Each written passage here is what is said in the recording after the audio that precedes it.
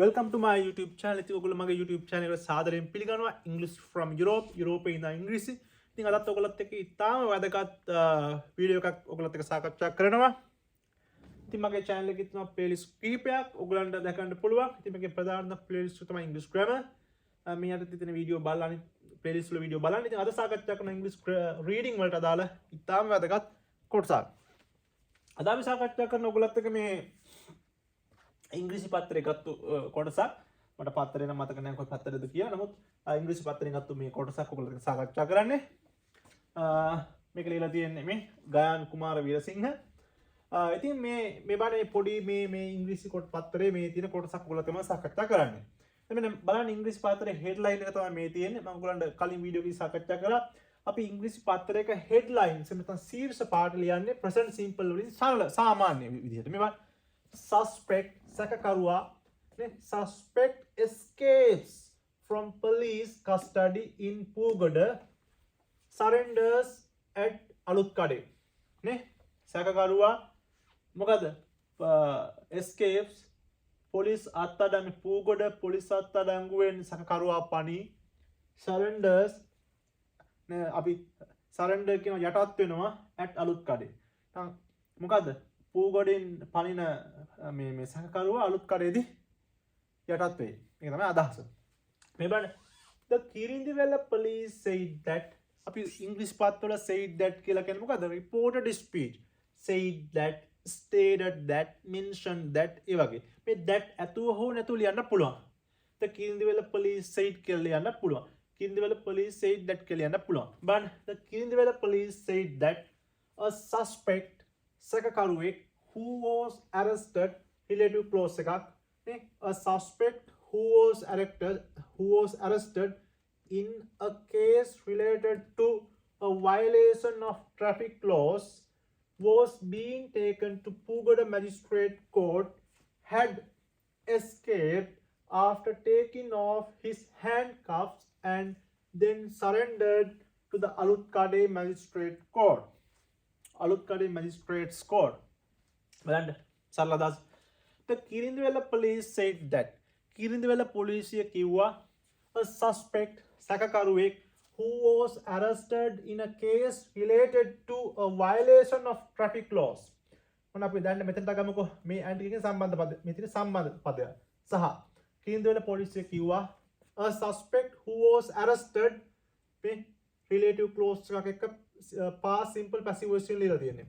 Kirindivella police කිව්වා said that the suspect who was arrested in a case related to violation of traffic laws related කියලා කියන්නේ සම්බන්ධව එන මොකද traffic law නේ මාර්ග නීති කඩ කිරීමට සම්බන්ධව සැකකරුවෙක් අත්අඩංගුවට ගත්තා පැහැදිලිද and was being taken to Pugada එන මේ Pugada Magistrate Court had escaped after taking off his handcuffs and surrendered to the Alutkade Magistrate Court. එනම Kirindivella පොලිසිය කිව්වා මාර්ග නීති උල්ලංඝනය කිරීමට සම්බන්ධව සැකකරුවෙක් අත්අඩංගුවට අරගෙන was being taken to Pugada Magistrate Court had escaped. එහෙමයි තේරුම් ගන්න.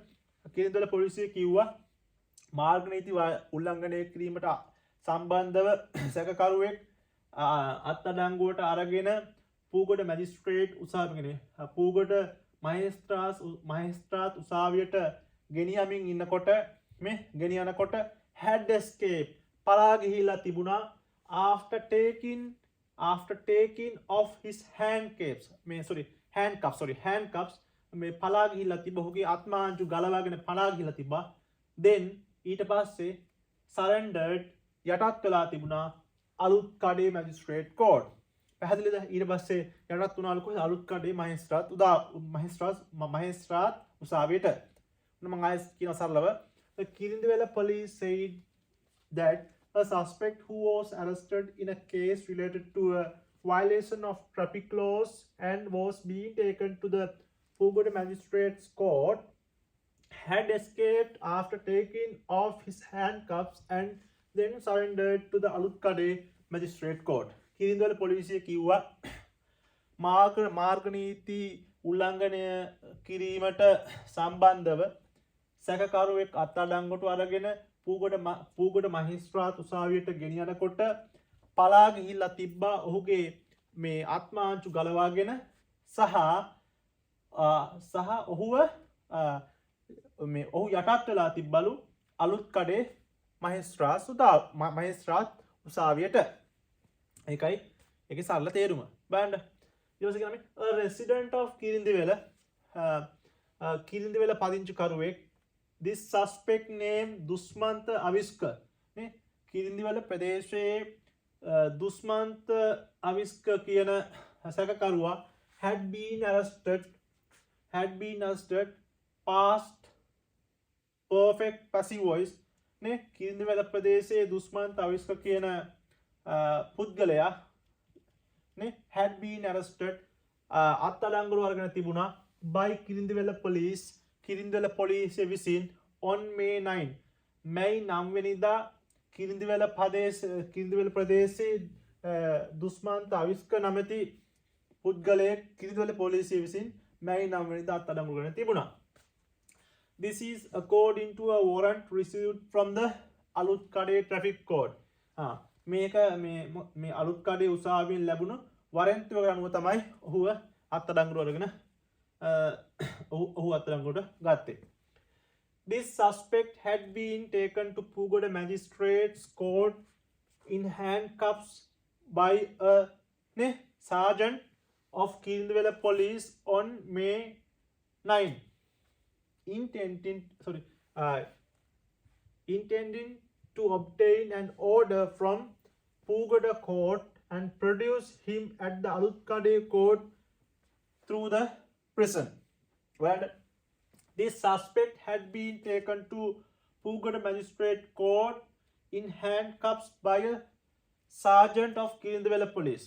මෙන්න මේ සැකකරුවා පූගොඩ මහිස්ත්‍රාත් උසාවියට අරගෙන ගිහිල්ලා තිබුණා ආත්මාංචු දාලා කිරින්දිවල පොලිසියේ සාජන් කෙනෙක් විසින් මැයි 9 වෙනිදා intending to